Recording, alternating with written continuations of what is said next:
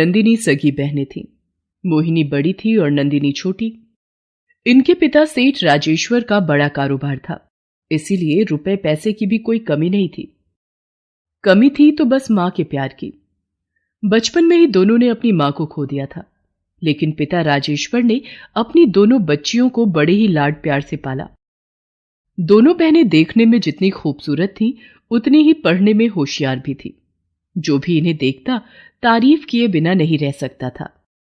वाह राजेश्वर, दोनों बिटियां तो खूब गुणी हैं।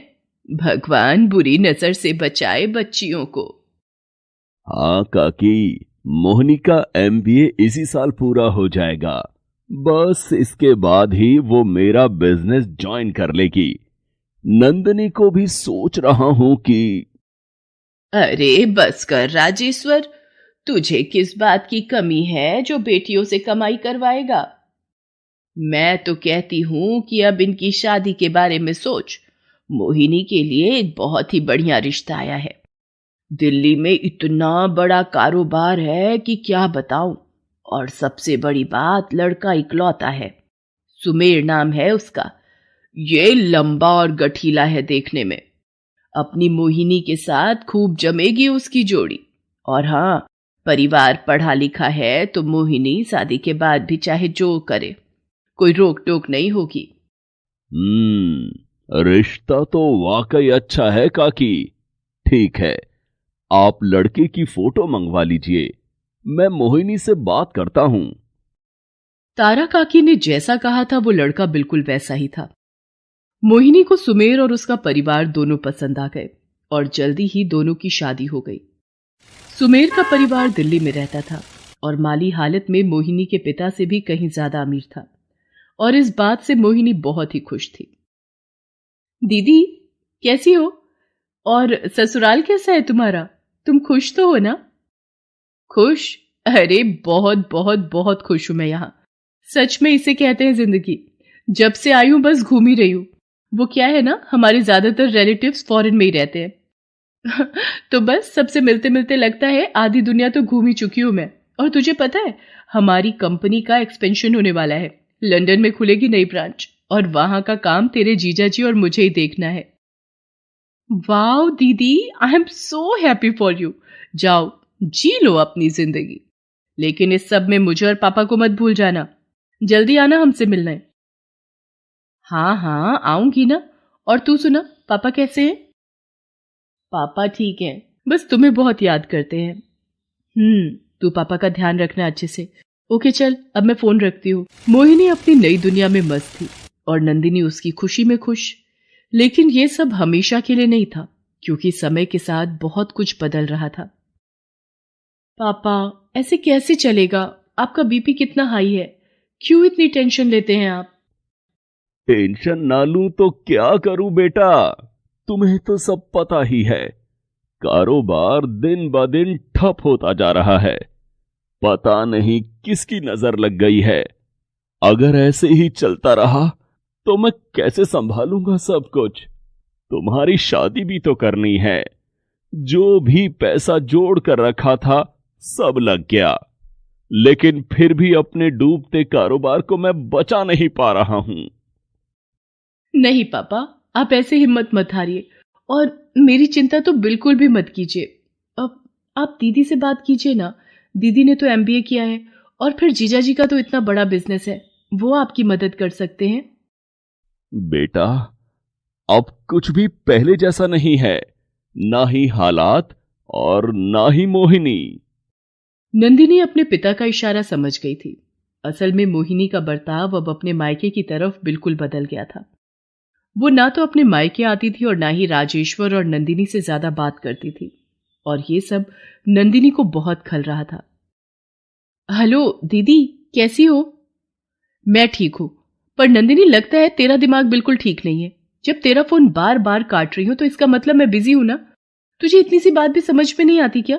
फोन पर फोन किए जा रही है। मैं कॉल कर लेती ना फ्री होकर। दीदी, तुम्हारी कॉल का इंतजार करते करते तो कई महीने बीत जाते हैं, तो क्या करती। खैर, मैंने तुम्हें यह बताने के लिए कॉल किया है कि पापा की तबीयत बहुत खराब है। उन्हें उन्हें हार्ट अटैक आया है। तुम जितनी जल्दी हो सके आ जाओ। क्या? ओह गॉड, लेकिन हार्ट अटैक कैसे आ गया? उफ नंदिनी, तुझे क्या बताऊं। वो क्या है ना, हम लोग स्विट्जरलैंड में हैं, यहाँ भी बिजनेस सेटअप का प्लान है, तो मेरा यहाँ रहना बहुत ही ज़रूरी है। बस कुछ ही दिनों की बात है, मैं यहाँ से फ्री होकर बस फौरन आती हूँ, तब तक तू मैनेज कर ले प्लीज़। लेकिन दीदी, मुझे आपसे मदद। हेलो हेलो दीदी, दीदी हेलो हेलो। मोहिनी फोन काट चुकी थी। नंदिनी को अपने पिता के इलाज के लिए पैसों की जरूरत थी, लेकिन वो इस बारे में मोहिनी से कुछ नहीं कह सकी। राजेश्वर की हालत दिन ब दिन बिगड़ती गई और फिर एक दिन, नंदिनी बेटा, मैं मोहिनी की तरह तो तुम्हें विदा नहीं कर पाऊंगा, लेकिन फिर भी मैं चाहता हूं कि अपने जीते जी मैं तुम्हारा घर बसा दूं। पापा आप ये सब मत सोचिए, आप बस आराम कीजिए। नहीं बेटा, मेरा यकीन करो, मैं तब ही चैन से सो सकूंगा जब तुम्हें शादी के जोड़े में देख लूंगा।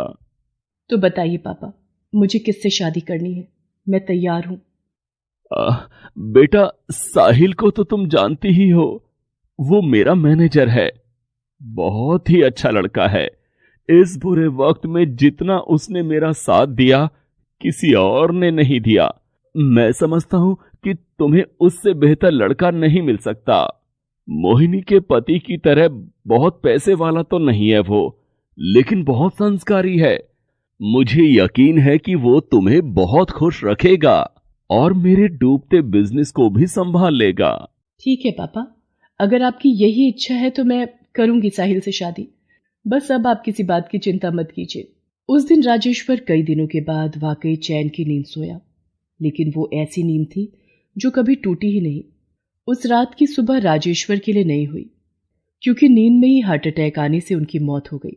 नंदिनी चाहती तो साहिल को अब ठुकरा सकती थी, लेकिन उसने ऐसा नहीं किया।